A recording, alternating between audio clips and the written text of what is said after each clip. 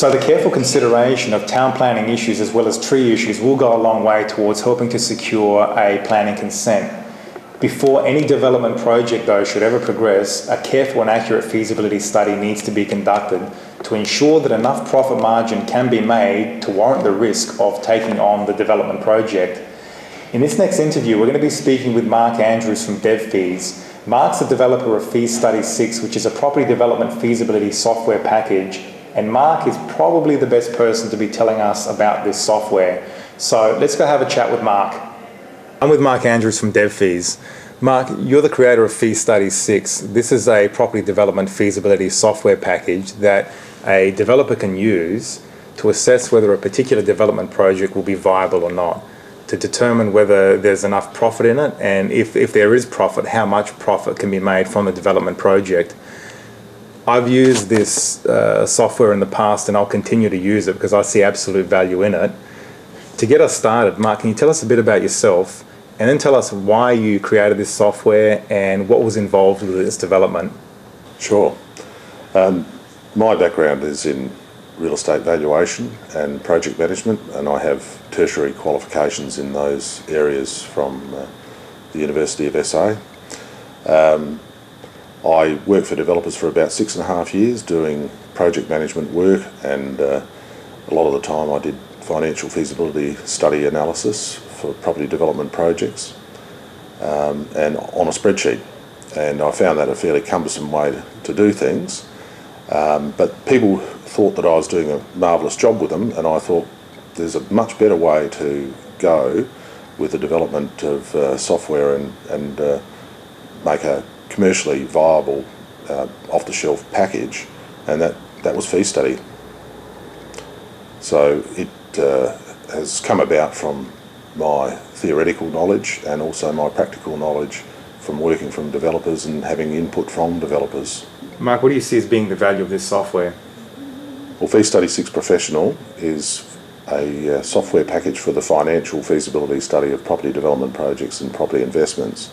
So people can crunch numbers to find out whether it's worth buying a site to develop it or purchasing an investment property to get capital gains and or rent income from it. Mainly its use is for determining the residual land value of a development site, and also providing output for developers to get external finance from, say, banks to fund their projects. All right, so Mark, tell us a bit about software. Sure. The best way to show you how to use the program is for me to run it. So I'll go through a few screens. Great. This is the title screen of Feastudy 6 Professional, and the first thing to do is open a new file, and we go to File and New, and in the Select Type of Feasibility Study window we can choose a Development Feasibility Study, a Consolidated Development Feasibility Study, which is about consolidating the cash flows of up to 30 development files for corporate budgeting purposes. And we can also select a Property Investment Feasibility Study by clicking this button, and a property investment as defined by the program is an income producing property that's held for over 12 months for capital gain and or rental income. Sure. But we're now doing a development study, so we'll click that one, and we now have our menu expanding to give us development settings, costs and income, where we can enter our variables for the development. And the first window that we use is the development identification window, where we put in the development name, the type of development, whether it's a subdivision, residential or something else, and we put in the capital city for the capital city of the state or territory that we're in Australia. If we want to have the program load default duties, property rates and taxes scales for that city or state, and the program refers to those default scales if we select a capital city here.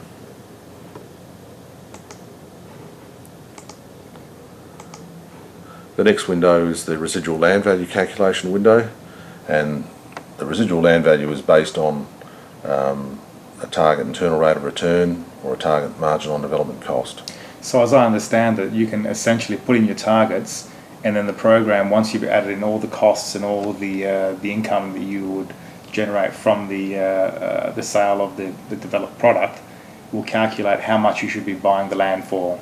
That's right.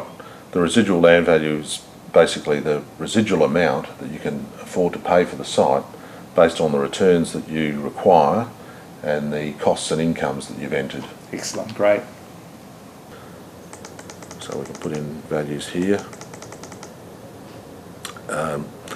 We can also put in a target on margin development cost or target MDC, and if we put in a figure there, the program has then got to satisfy as a minimum the target IRR of 15% and the target margin on development cost of 20% before it returns a value greater than 0. Next window is the equity window, and the default is for equity is not injected, and that means that the development is completely funded by borrowed funds. If we want to inject equity, to have a mixture of equity and debt, or just have wholly equity, we can start to use the equity options. Equity as a sum of money, equity as a lump sum instalments, equity as a percentage of the purchase price, equity as a percentage of total cost before interest, or equity as a percentage of monthly costs before interest. And I might just click on the help button here to show that this is the help for the equity window. Every data entry window in the program has a button for help, and that takes you to context sensitive help for that window.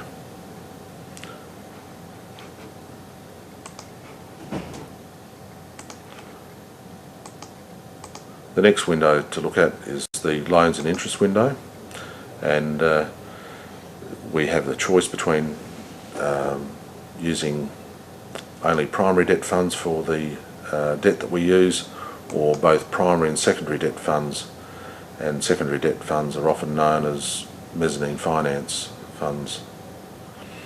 And we have a tab for the development for the primary debt funds. So we enter an interest rate there and an establishment fee.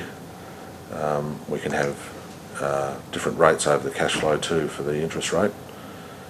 The secondary debt funds, we have something similar where we can enter the borrowing interest rate, also the finance establishment fee, and also we can enter debt funds into the cash flow by entering provisional debt advances for particular months, or we can have a prepaid interest on our debt for secondary debt funds and enter an amount when that occurs, the advance is made and the date for that, and the number of months that's going to apply.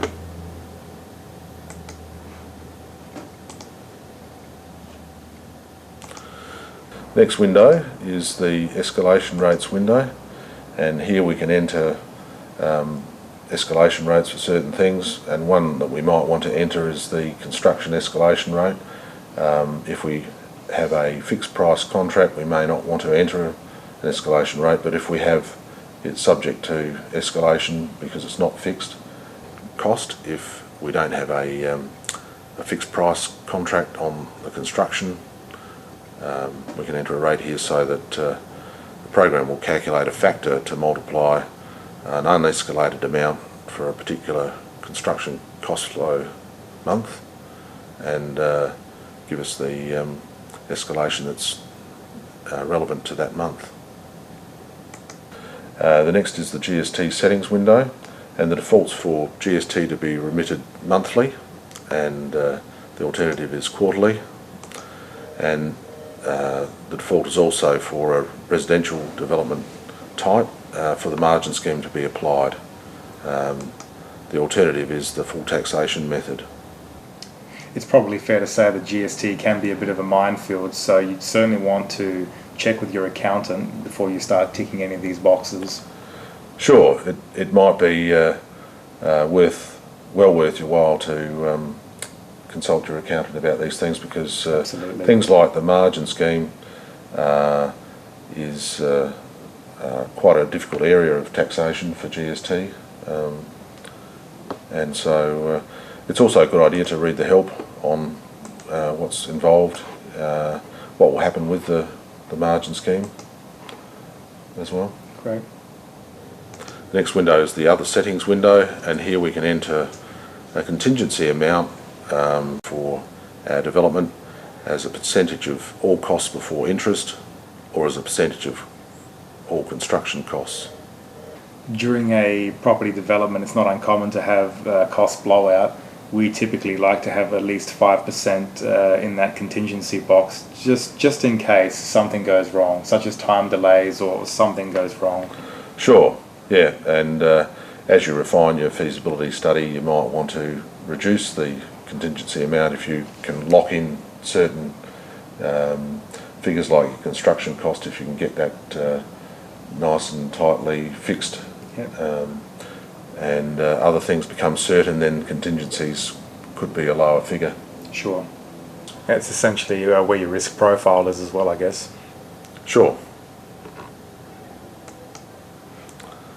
Okay, under costs, we enter land costs, construction costs, consultant costs, rates and taxes, assessed values for rates and taxes if we want to refine how close we want to get to what we think are the actual rates and taxes for the property. Duties and conveyancing fees, that includes stamp duty on transfer, stamp duty on mortgage, and conveyancing fees paid by the developer in purchasing the site and also selling off the finished development. We have selling and leasing fees for paying the agent or whoever's selling the development for us, and other costs that are not covered by anything that's not covered by the above.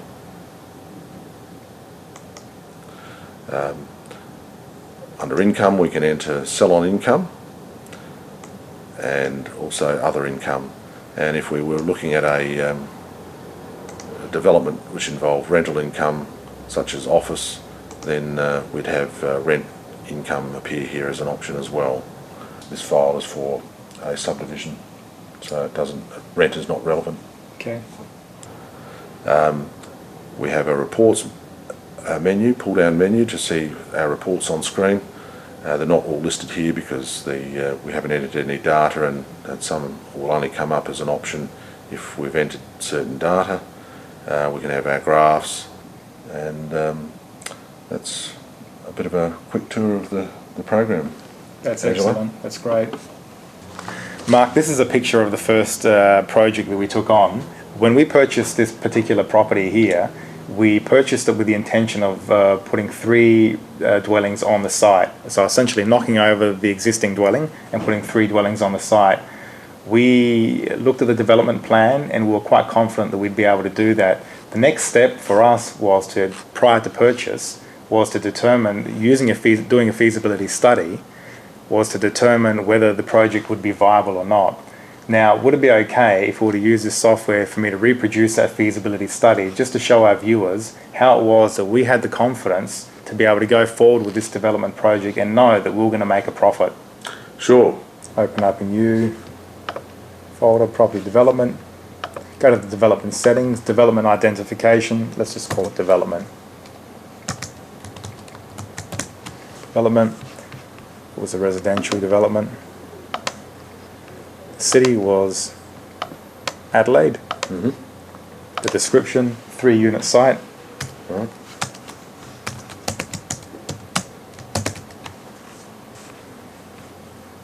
The location, we just put west of Adelaide, prepared by Angelo.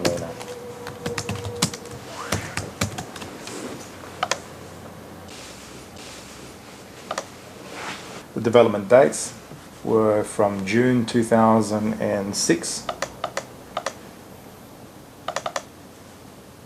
to August 2007. Mm-hmm.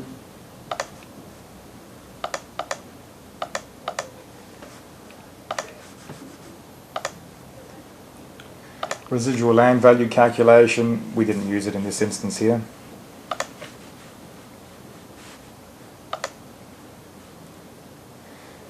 Equity, we were using 100% finance in this situation, so we just leave it as equity is not injected. Sure.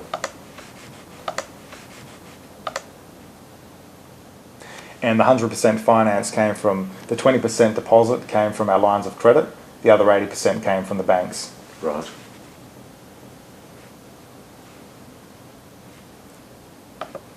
Loans and interest, we had an interest rate of 7.5%.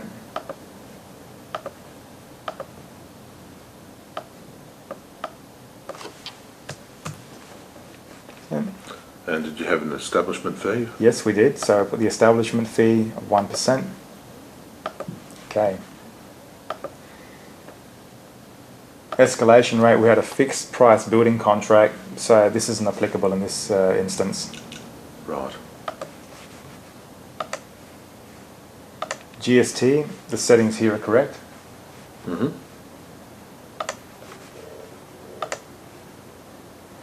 Yeah, as I mentioned before, we always like to have at least a 5% contingency rate. There are plenty of unforeseen circumstances that can arise in a development, and it's always good to at least insure yourself by putting in a contingency amount, and we like 5%. And do you like that on all costs before interest, or all costs, all construction costs? As a percentage of all costs before interest. So now we move to our costs. Move to land costs. The cost of the land cost was $300,000. $300,000. We had a deposit amount of $10,000 on the date shown.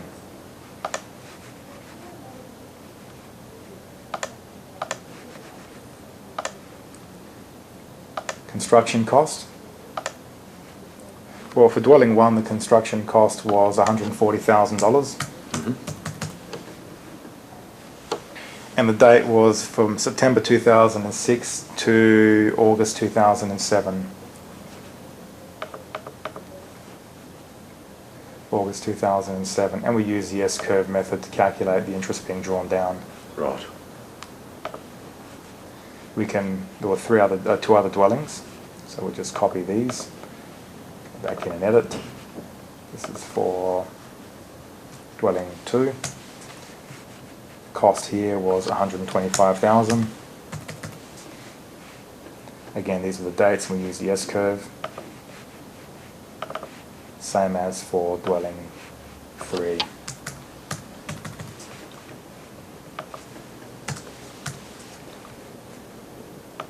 Right. So we had consultant costs as well. There were a number of consultants, the first one being the land surveyor.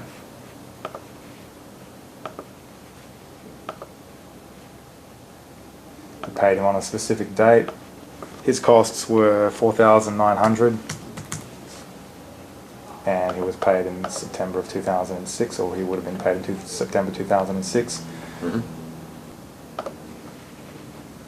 The next one was the architect. And you can quite easily see that it's pretty easy to be entering the data here. Development date, we paid him $9,000.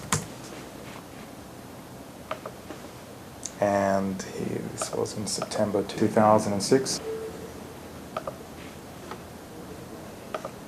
Next was the town planner.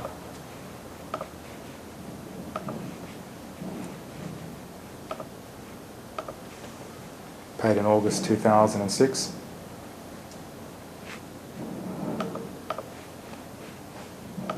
Cost was $750. $750.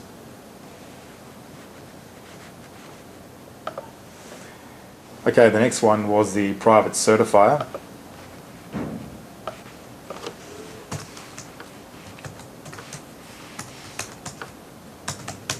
Private certifier.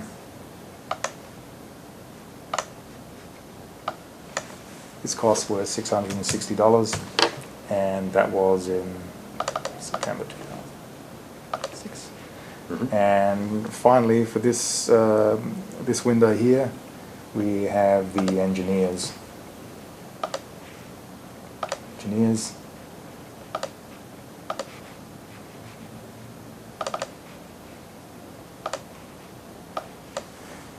$3,000. Okay, so the costs, rates and taxes, this is automatically calculated, so we can leave that as is. Good.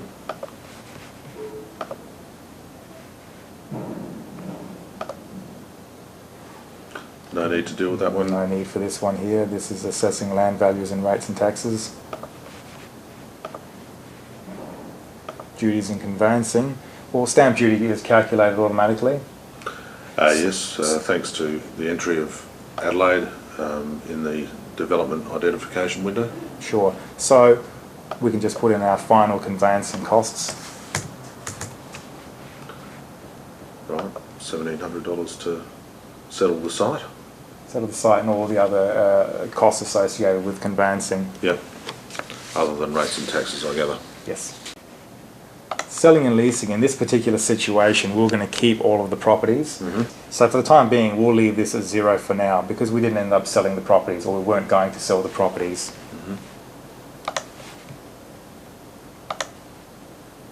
Other costs, yeah, sure, there were other costs as well. We had costs from the council. That was $1,700. And that was in June 2006.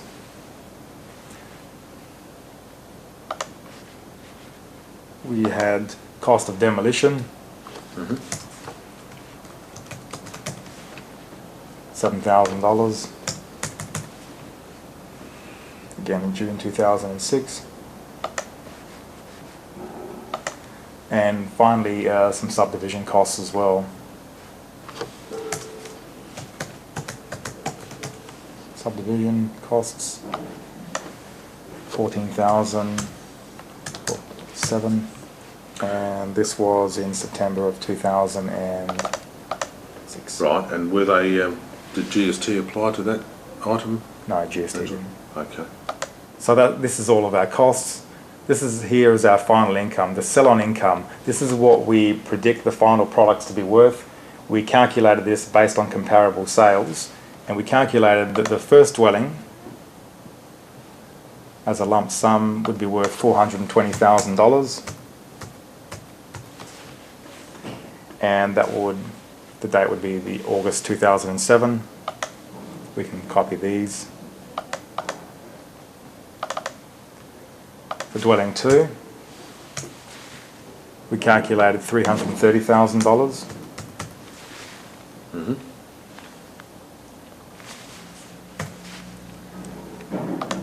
And so too for the third property.